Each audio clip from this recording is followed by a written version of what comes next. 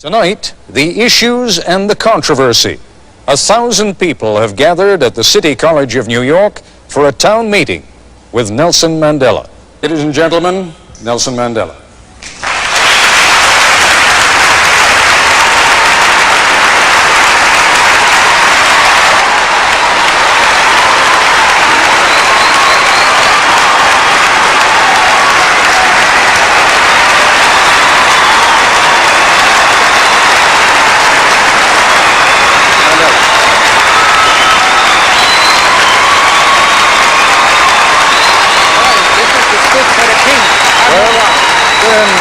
Please take it. That's all we have.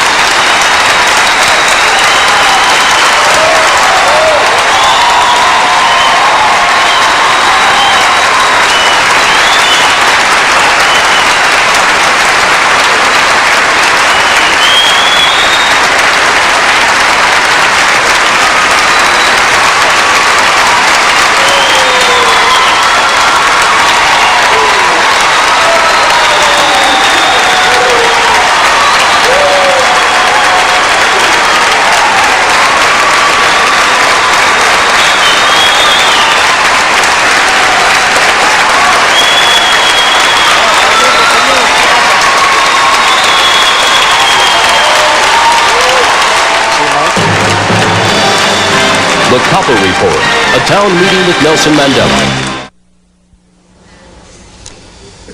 Mr. Mandela, you're participating in what is a very old and honorable American tradition, the town meeting. And rather than waste any time with my questions, if they don't ask you good ones, I promise I will try to. But I think we have some people out here who have some provocative and perhaps even controversial questions to ask you. And I'd like to begin. Mr. Mandela, you've come to the United States of America. Other than South Africa, probably the most racially divided country in the world. Evidence of that is right here in New York City. We are one of the most racially divided cities in the world. The blood of our children stained the sidewalks of New York. Howard Beach, Bensonhurst, Yusef Hawkins, Michael Griffith, our grandmothers, Eleanor Bumpers, mothers, Yvonne Smallwood.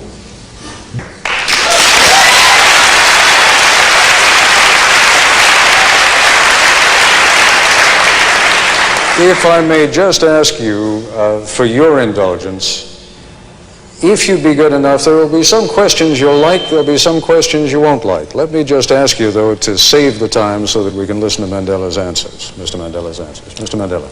After the rousing welcome I have received here, I do not know whether I am in a mood to think coolly. I have been deeply touched by this warm welcome. But to respond to the question, I must say that the ANC, and in fact the entire, to promote the struggle against apartheid in our country. And I must say to you that we have the support not only of the masses of the people, we have the support of the Congress as well as the government. And I think that it would not be proper for me to delve into the controversial issues which are tearing the society of this country apart. I am sure that the USA has produced competent leaders of all population groups who are able to handle their own affairs very effectively. Let me follow up, if I may, on part of your answer. You say you're sure you have the support of the people, the Congress, and the leadership. By the leadership, you also mean the President of the United States? Are you satisfied that you have his support? Well, I am sure of one thing, that he condemns apartheid as I do. That is enough for us to find further common room with the President. And this is the message that I'm going to put to him when I meet him. And when you say you have the support of Congress, are you satisfied that you have enough votes in Congress to keep sanctions in place? That I cannot say. That lies in the future. But when I address Congress, The main thrust of my speech is that the Congress should support sanctions. Why are you so insistent, Mr. Mandela, and then we'll go to a question at this microphone over here. Why are you so insistent upon maintaining sanctions at a time when it can be argued that the South African government has made more concessions, your release being only one of them, than it has ever made in the past 40 years? I should know better about this matter, Mr. Coppell, than you. No doubt.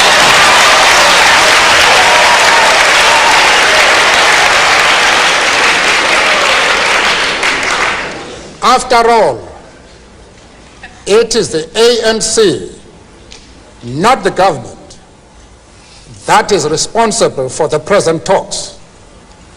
We have been hammering the government since 1986 to meet us, and in spite of the humiliating and insulting conditions they tried to impose on us before they could agree to meeting us, we nevertheless had sufficient patience and sufficient commitment to peace as to continue hammering them to meet us.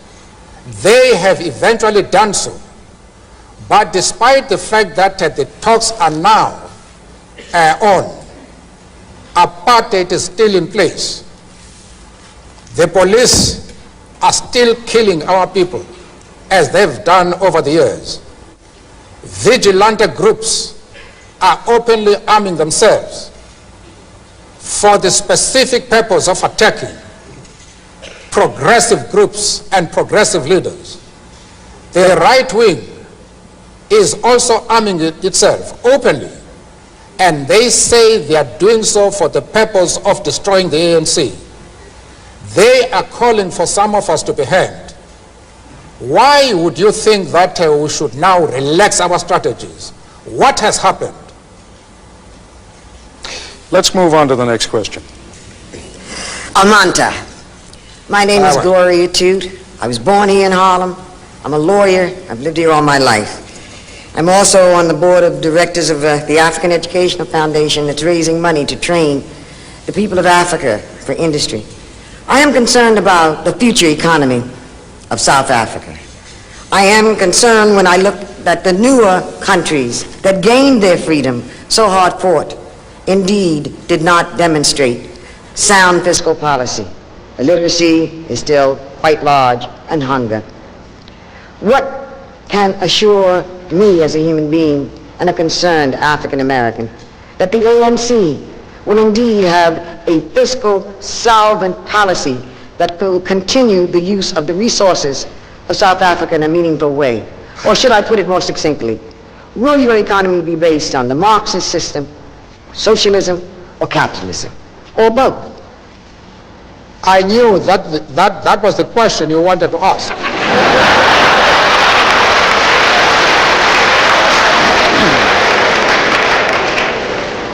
I am happy that you have had the courage to put it directly.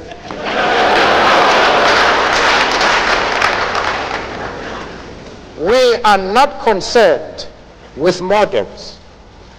We are not concerned with labels. We are practical men and women whose solutions are dictated by the actual conditions existing in our country. As somebody has said, we do not care whether the cat is black or white, as long as it can catch mice.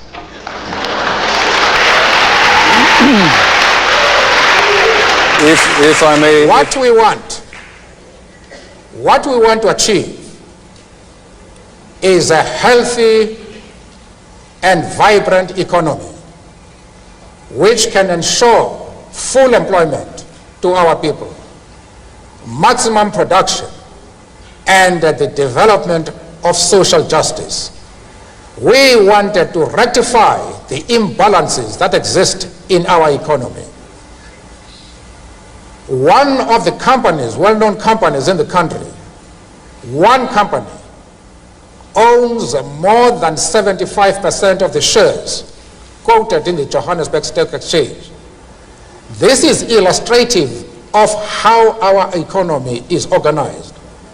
It is the resources of the country are monopolized by a white minority, even in that minority by a few individuals, whereas the masses of the people, especially blacks, are left poor, ridden with disease, illiteracy, without educational facilities. We wanted to develop an economy which will put an end to that and will leave to other people to put a label if they so wish. Mr. Mandela, forgive me. And we're back once again. And Mr. Mandela, as I told you before we began this broadcast, almost all the questions will be coming here from the audience, but we also went to a couple of people back in South Africa, told them you were going to be on the broadcast, and asked them if they had any questions for you or comments that they wanted to make to you. One of those from whom we are about to hear now, and I'd like you to address your attention over to that monitor, is a man by the name of Koos van der Merwe, who's one of the leaders of the Conservative Party.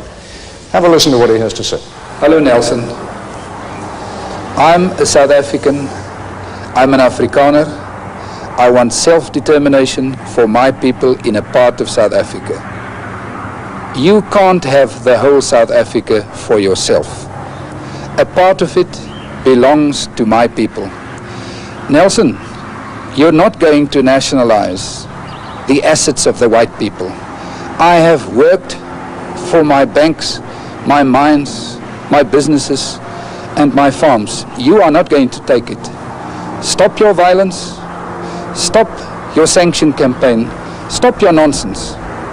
Leave the violent campaign alone and come and sit down, become a normal person and talk, and maybe that way we can find solutions.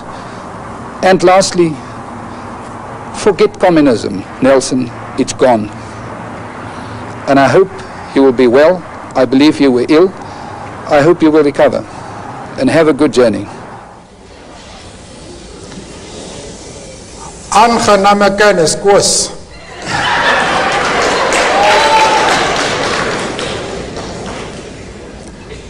Ek hoop van harte dat een dag ek die geleentheid sal kry om met u te gesels.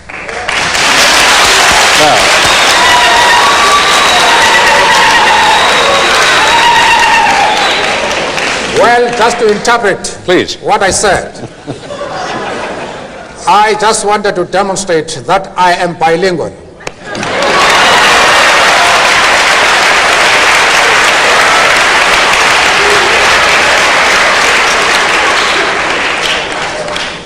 All I have said to Koos van der Merwe is to say I am happy to know you. I hope that one day we shall have the opportunity to discuss the affairs of our country. That is all. Now, let me pick up, if I may, Mr. Mandela, though, on what Koos van der Merwe had to say. He represents, as you know, a small but significant segment of the white population in South Africa, which is pressuring Mr. de Klerk from that political side of the spectrum. To what degree do you feel any need to help President de Klerk deal with people like Koos van der Merwe? Mr. de Klerk is an independent, resourceful and flexible leader. He is able on his own to deal with the right wing. The outside world will be making a grave mistake if they think they can do anything whatsoever to help Mr. de Klerk as against the right wing. In fact, for the international community to seek to do anything expressly to help Mr. de Klerk would be the best way of undermining him, because what the right wing is doing is to tell the whites in South Africa that de Klerk is a puppet of the United States and Great Britain, and that what he's doing now is precisely because he has received instructions from those two countries. And if now the Western world comes out to say they want to help de Klerk, that is what the right wing exactly wants. You will destroy him. We, the ANC, are the only people who can help him.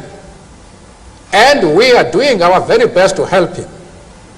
One of the points we are putting to him is that Mr. de Klerk, if he wants to see the future non-racial South Africa emerging, is to speed up in regard to the negotiating process, that in a year or two he should be able to extend the vote to all South Africans.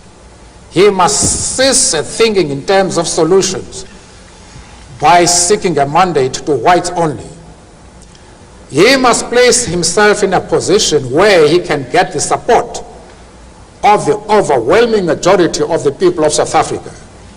And if he gives every man and woman, whatever the color of his skin, the right to vote, he will be in an extremely strong position, and there's nothing that the right wing can do.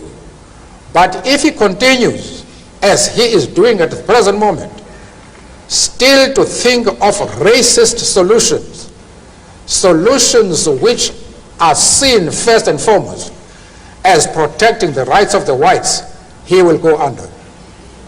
Let us move on to our next questioner at the microphone over there. Mr. Edelman. Welcome to America, Mr. Mandela. I'm Ken Edelman.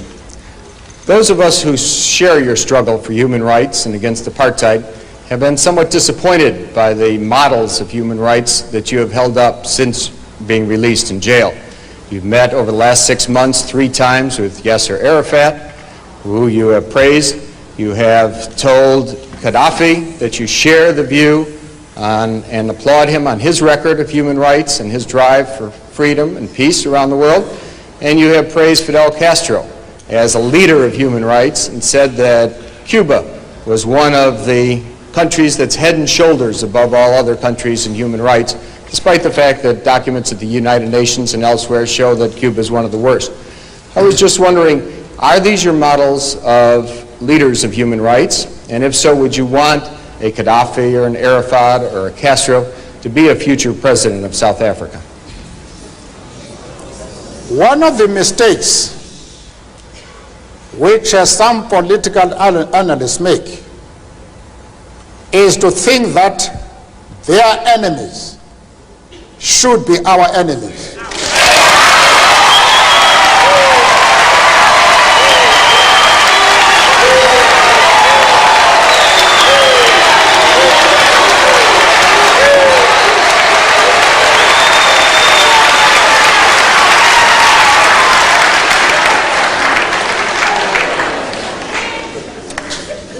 That we can and we will never do. We have our own struggle which we are conducting. We are grateful to the world for supporting our struggle. But nevertheless, we are an independent organization with its own policy. And the attitude of every country towards, our attitude towards any country is determined by the attitude of that country to our struggle.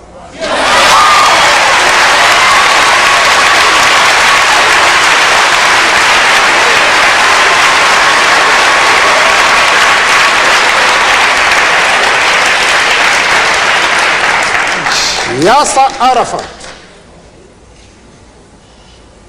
Colonel Gaddafi, Fidel Castro support our struggle to the hilt.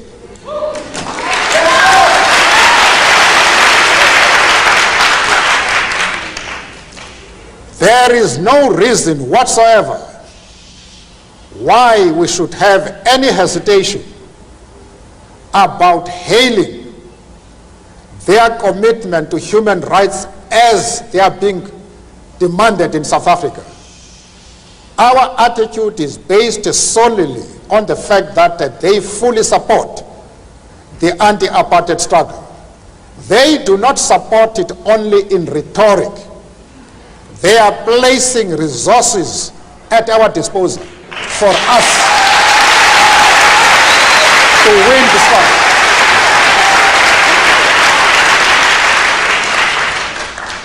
That is the position. Mr. Mandela, you've said a number of very controversial things in that last response, and I'd like to come back to some of them when we return, but once again we have to take a quick break. We'll be back in a moment. Thank you. The Couple Report will continue in a moment. And we are back once again with Nelson Mandela at the City College of New York. Mr. Mandela, as I mentioned to you before the program, we also have some distinguished guests sitting behind us.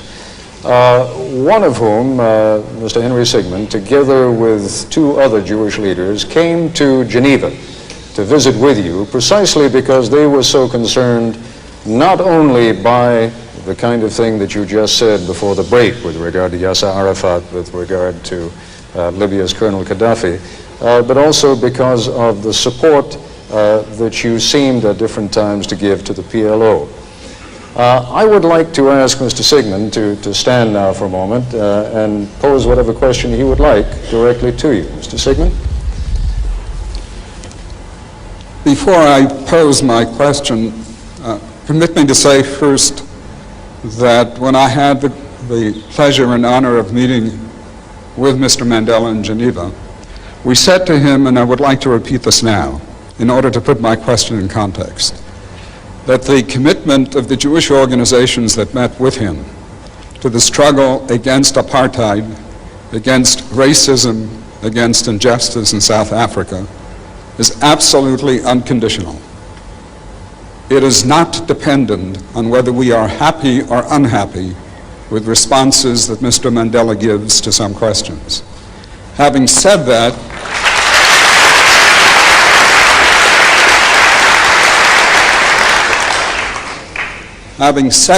I think I would be dishonest if I did not express profound disappointment with the answer that Mr. Mandela gave to the previous question, because it suggests a certain degree of amorality.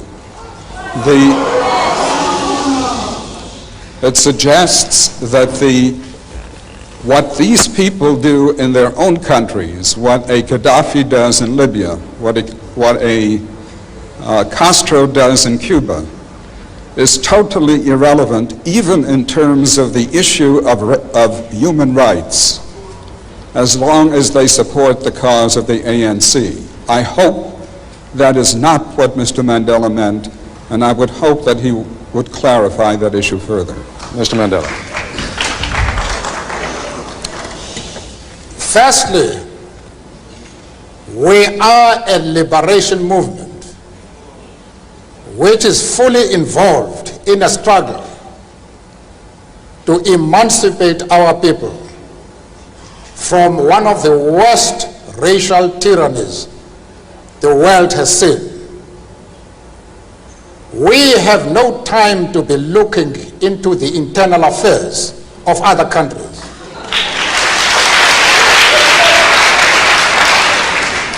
It is unreasonable for anybody to think that this is our role. I have been asked by somebody who wants me to express an opinion on the differences that are taking place within the USA, and he has made his position quite clearly that there is racialism in this country. I have refused to be drawn into that.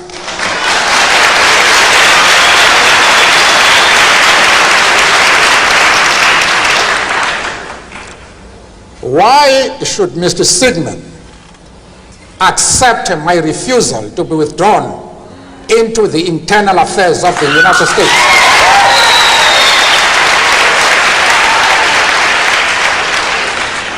and at the same time want me to be involved in the internal affairs of Libya and Cuba.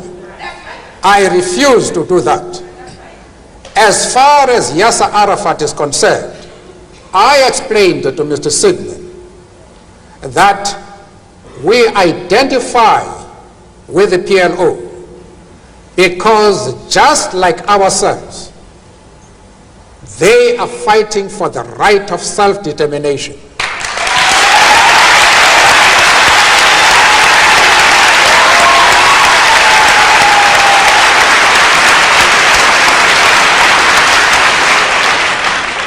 I went further, however, to say that the support for Yasser Arafat in his struggle does not mean that the ANC has ever doubted the right of Israel to exist as a state legally.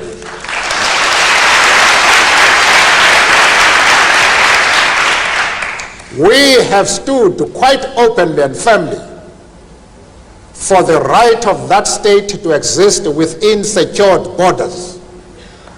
But of course, as I said to Mr. Sigmund in Geneva and others, that we carefully define what we mean by secure borders.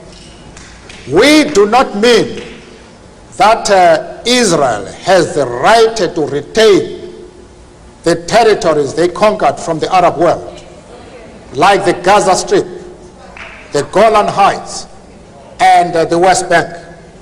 We don't agree with that. Those territories should be returned to the Arab people.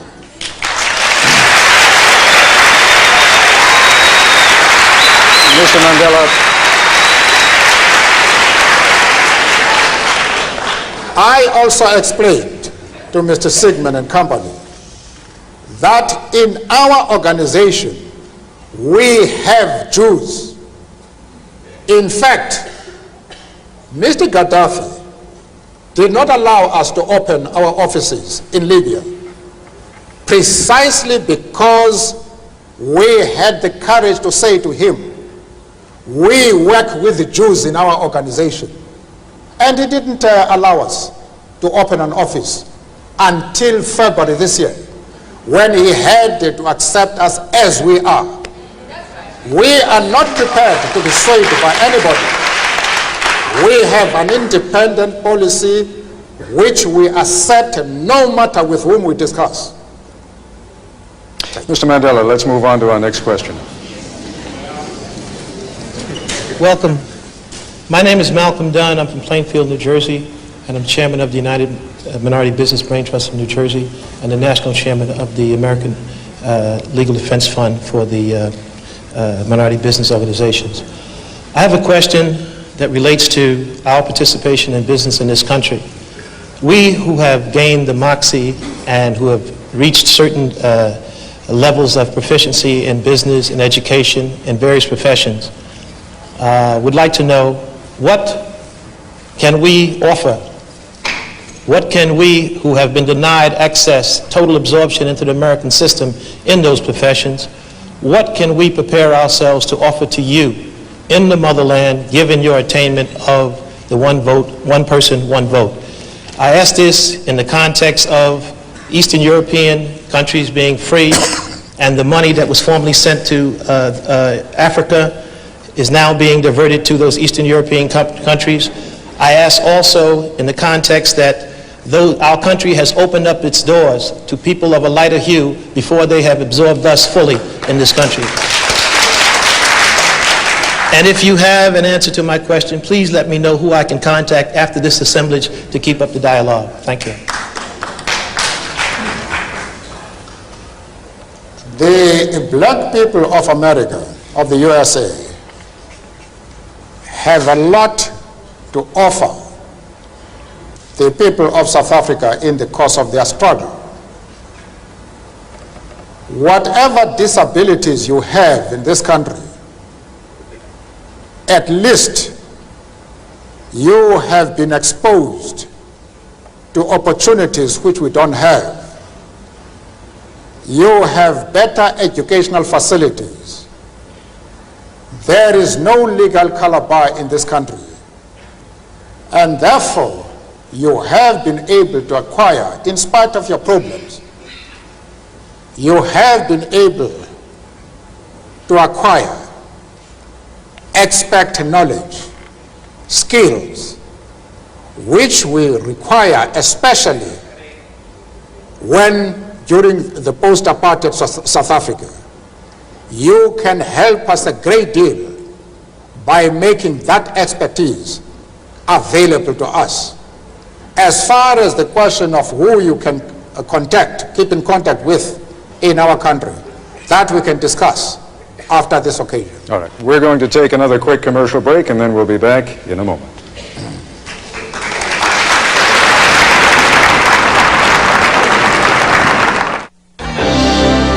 The Koppel Report, a town meeting with Nelson Mandela continues. Once again, Ted Koppel. Mr. Mandela, as I mentioned to you also before you came out here this afternoon, there are black leaders in South Africa with whom you and your organization have differences. One of them, who represents many of the Zulu people, political organization known as Inkatha, is Gatsha Buthelezi. If you'd be good enough to direct your attention once again to the monitor and listen to what he has to say. I know, my dear, that you are not responsible for our not getting together, and I know that it's other people that have said, I'm not imagining it, they've said it in so many words that they don't want you and I to get together. But my dear, all these years you have been incarcerated, you know we've been in touch. You know that I've always paid tribute to you, that I've refused, to negotiate with any of the white leaders in this country for decades now, because I told them that it was an absolute non-negotiable that I can get to the conference table without you, and our brothers were incarcerated with you and others, and before the unbanning of ANC, PAC, and other organizations. So I think in your absence, you might be interested to know that one of our brothers, who is very close to you, has been to see me. He'll have a certain message for you when you return. And I said to myself that it's absolutely up to you, because there is nothing that prevents you, even in the United States, to pick up a telephone and say hello and talk to me as we're doing ever since you left jail. Shanga, I do not think it correct for me to wash our dirty linen in a foreign country, even though it is somehow our fault.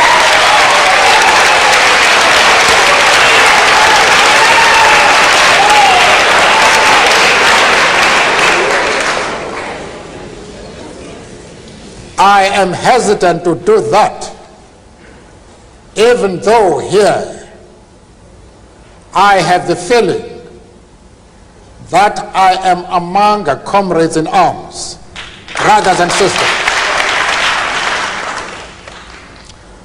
One thing I would like to dispel with all the force at my command is that there is no difference whatsoever between myself and my organization on the attitude towards Inkatha and yourself in person. If I have not seen you, it is because of decisions which we have carefully discussed amongst ourselves and of which I am part. I, however, would like to repeat what you know I have said on numerous occasions. I would like the ANC and Inkatha to sit down and resolve our problems and end the violence that is going on today in Natal. But you know as well as I do that the question is no longer simple. The government has taken advantage of the differences between my organization and your organization. They are using those differences for the purpose of trying to eliminate the ANC and what they consider to be members of that organization who are a threat to white supremacy. That now is our problem. It is no longer just a question of me meeting you. I have asked Mr. de Klerk the simple question. I have said to him, you have a strong, efficient, and well-equipped army and police force. Can you tell me why the government has failed to suppress violence in which almost 4,000 blacks have been killed?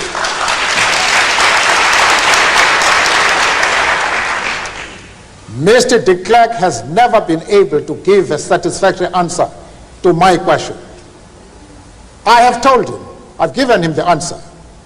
I have said to him, you have not suppressed this violence deliberately because you believe that by using these differences between these two organizations, you can crush your enemy number one, the ANC. That is your difficulty. And I must repeat to you, that is the main problem facing the people of South Africa. It is the involvement of the government and its police in the violence that is taking place in Natal. We have, Mr. Mandela, I believe on microphone B over there, a former representative of the South African government. He was until very recently the Consul General here in New York. Would you like to come to the microphone and pose your question? That is so, Mr. Koppel. Mr. Mandela, as one who for a period of years has advocated your unconditional release, I want to say at the outset, I'm delighted to see you here in New York. Welcome. Thank you. Secondly, I also commend you for your loyalty to your friends, controversial though that may be. But in framing my question, in dealing with Natal in particular, I, as a white South African, am most concerned about the bloodletting, the carnage that is going on. And whilst I take the point that you have made that the police possibly and probably could do more, I do believe that the challenge or the ball is in your court, Mr. Mandela, because one cannot, we as South Africans cannot afford to have South Africans killing South Africans. We've got to have peace, harmony, a strong economy. We've got to hold out our hands to each other so we can build the new South Africa with a minimum of bitterness. I believe, sir, that you are the statesman who can do it. I would like you to do it, and I'd like you to issue a call. I'd like you to extend the hand to Chief Gatsha Buthelezi, irrespective of political differences, irrespective of dirty linen, irrespective of what has gone before. I believe you owe it to each other and the country to see that we have a stable, secure platform on which to go forward together, white, black and brown. And I hope you agree. I do not consider your remarks as a lecture to me.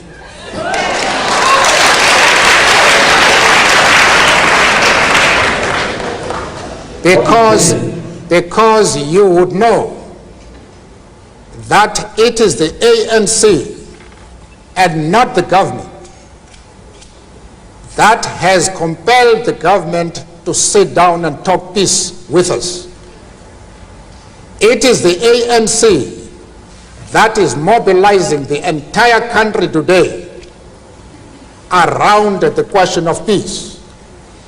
You would also know that I have made several calls at public rallies that no solution is possible in South Africa without involving Chief Buthelezi.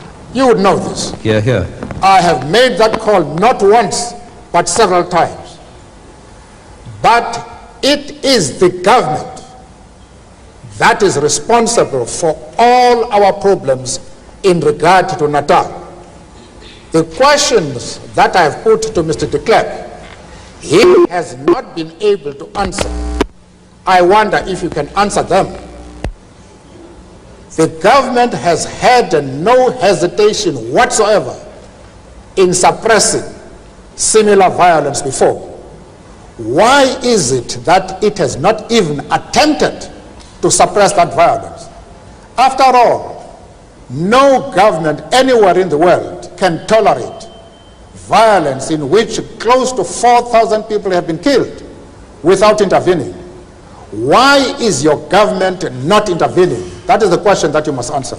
I would answer you by saying that I don't represent the government, and I would hope that the government would do exactly what you say. I do not quarrel with you, and I do not presumptuously lecture you, Mr. Mandela.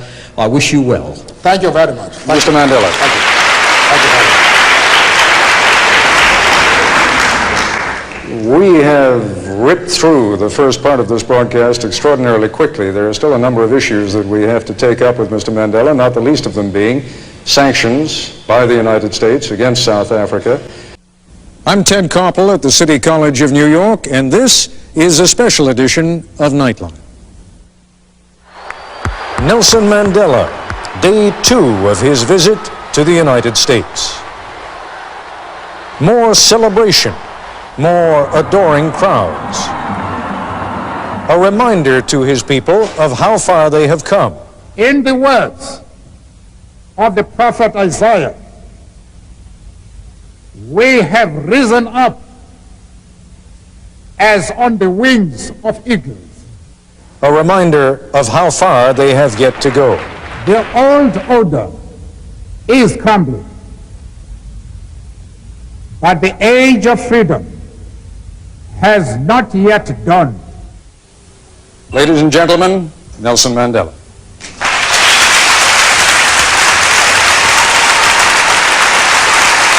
And in the middle of his day, an extraordinary town meeting, part of which you may have seen, but for those who missed it, here's a sampler. We identify with the PLO because just like ourselves, they are fighting for the right of self-determination.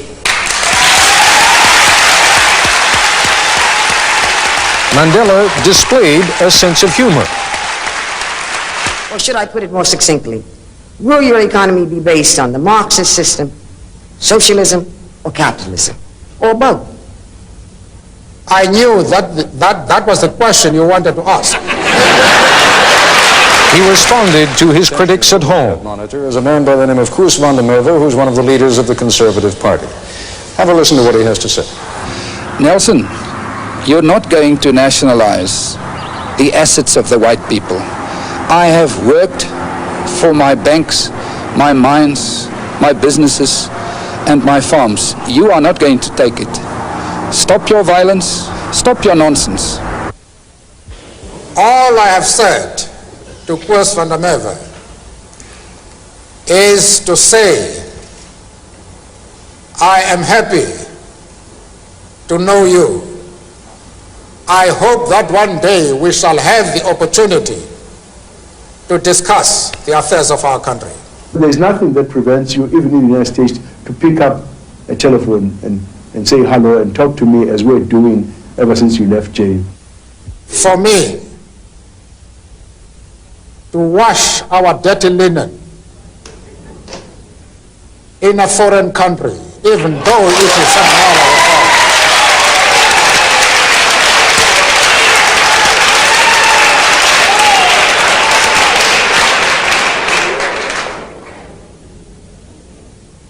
I am hesitant to do that, even though here I have the feeling that I am among comrades in arms. Welcome to America. He faced his critics here head on. Those of us who share your struggle for human rights and against apartheid have been somewhat disappointed by the models of human rights that you have held up since being released in jail.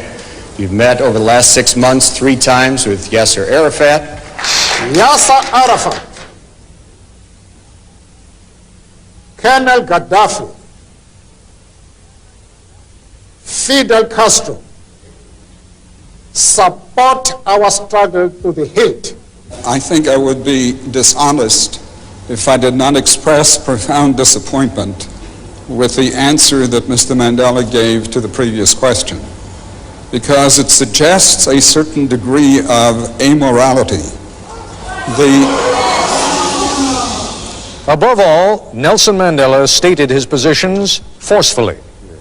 Why are you so insistent upon maintaining sanctions at a time when it can be argued that the South African government has made more concessions, your release being only one of them, than it has ever made in the past 40 years? I should know better about this matter, Mr. Coppell, than you. No doubt. And now, in the Nightline segment of our broadcast, there's much more to come. And we are back once again at the City College of New York with Nelson Mandela. And Mr. Mandela, we have just heard a number of the things that you said in our hour between 10 o'clock and 11 o'clock this evening. Some controversial things, not the kinds of things necessarily that a very political man says. If you were very political, you might have been more concerned about not alienating some people in this country who have it within their hands, within their power, either to continue sanctions against South Africa or to raise those sanctions, to lift them. Why were you not a little more political? Perhaps we're too accustomed to politicians in this country. I do not understand what you mean. Perhaps if you clarify what you are referring to, I may be in a position to comment. What I'm saying is that in this country, for example, there has been for many years a close alliance between the Jewish population and the black population in the civil rights struggle. There is likely to be a rather negative reaction to some of the things that you have said. That reaction could very well cause people to call up their congressmen, their senators, and say, go ahead, lift the sanctions. Why not? After all, President de Klerk is doing a great deal against apartheid. Only today, in fact, his number 2 man, Gerrit Viljoen, said that the government perceives itself in South Africa as being part of the anti-apartheid struggle.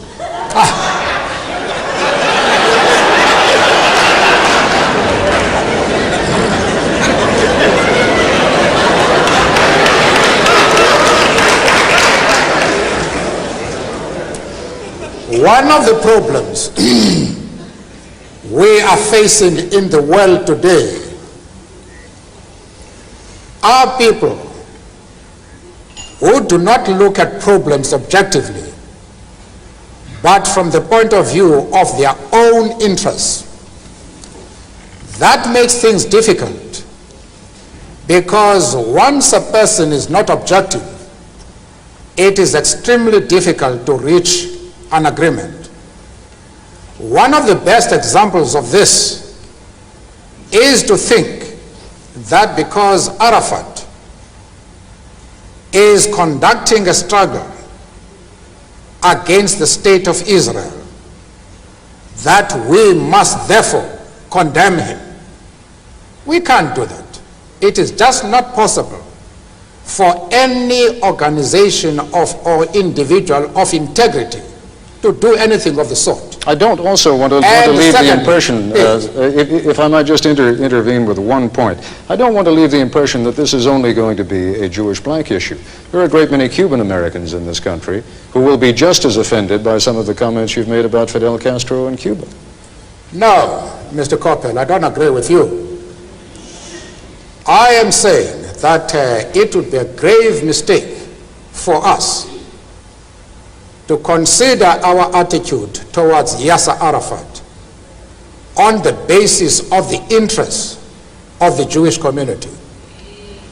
We sympathize with the struggles of the Jewish people and their persecution right down the years.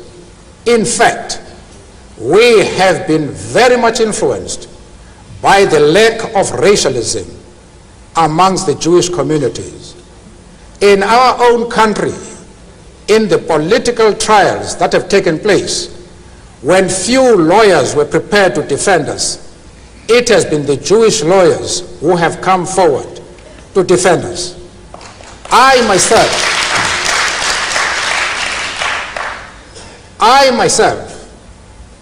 was articled, I'm a lawyer by profession, And I was trained to become a lawyer by a Jewish firm at a time when few firms in our country were prepared to take blacks.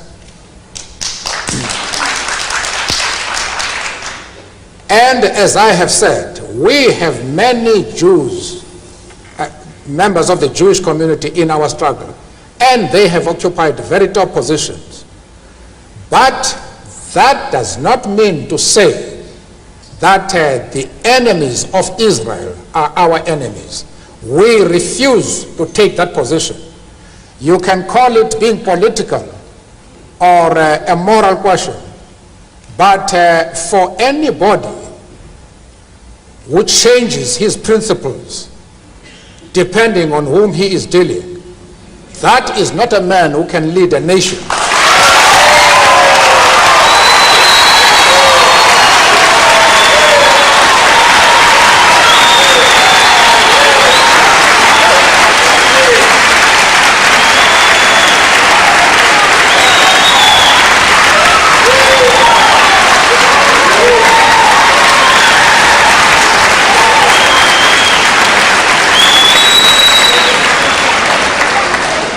Apparently, Mr. Coppel, you have not listened to my argument. If you have done so, then you have not been serious in examining it. I have replied to one of our friends here that I have refused to be drawn into the differences that exist between various communities inside the USA. You have not commented that I am going to offend anybody by refusing to involve myself in the internal affairs of the USA. of the USA.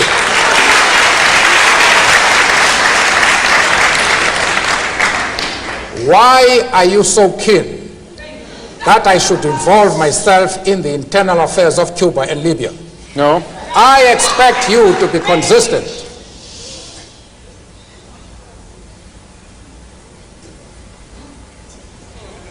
I don't know if I have paralyzed you. No.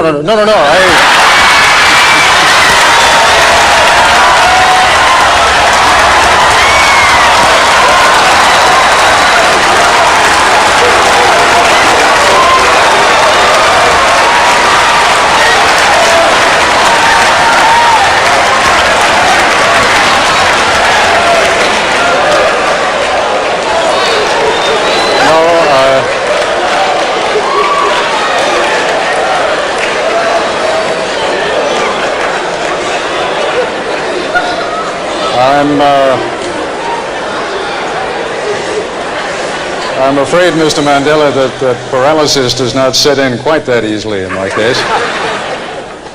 The point...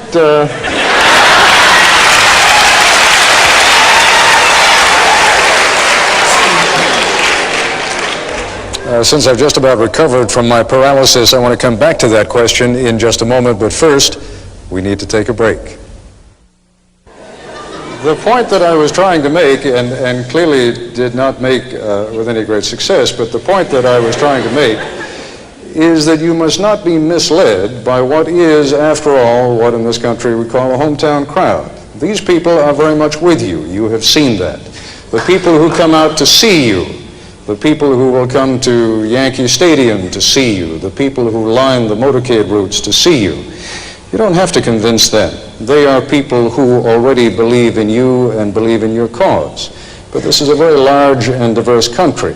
And when I was making my observations about the lack of politicism, and in this country saying someone is not a politician is not meant as an insult necessarily, when I was accusing you of a lack of political qualities there, I was wondering whether you are conscious of the impact that you will have on a great many people who are not here today, who do not see you in perhaps the same benign fashion that so many people in this audience see. Well, as far as the Jewish question to begin with, I have had discussions at my own initiative with prominent Jewish leaders to straighten out this affair. Amongst the people I saw was Mrs. Helen Suzman, who has been an MP in our country for more than 30 years.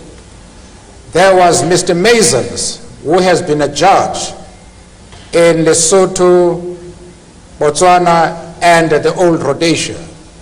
There was the chief rabbi of Johannesburg. There was Professor Katz from the University of Witwatersrand, and an eminent community leader in South Africa. We discussed this question and all misunderstanding was cleared. The question of Yasser Arafat and the PLO. I have also discussed the question with the Jewish leaders in the USA and very top people like Mr. Sigmund. We reached an agreement on this question and we saw eye to eye. Now, I don't know where your concern arises. The Jewish leaders themselves are able to determine their own affairs. Nobody else is entitled to say that the Jewish leaders are going to be concerned about your stand. Because I have had the discussions with them, and those discussions will reach consensus. But there are matters, of course, in which we did not agree.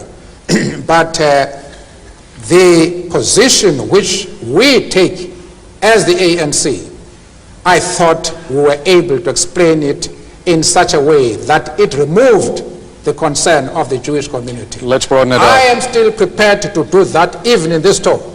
If the Jewish leader have any doubts about our stand, I am prepared to address them and to allay their concern, because they are a very important community both in South Africa and of course in the States. And I'm prepared to iron out any differences that might exist. But they must know what our stand is. Arafat is a comrade in arms, and we treat him as such. Mr. Mandela, we need to take a break again. When we come back, we'll be taking up the issue of sanctions, sure to be one of the major questions, one of the major topics of conversation when our guest, Mr. Mandela, visits Washington at the beginning of next week.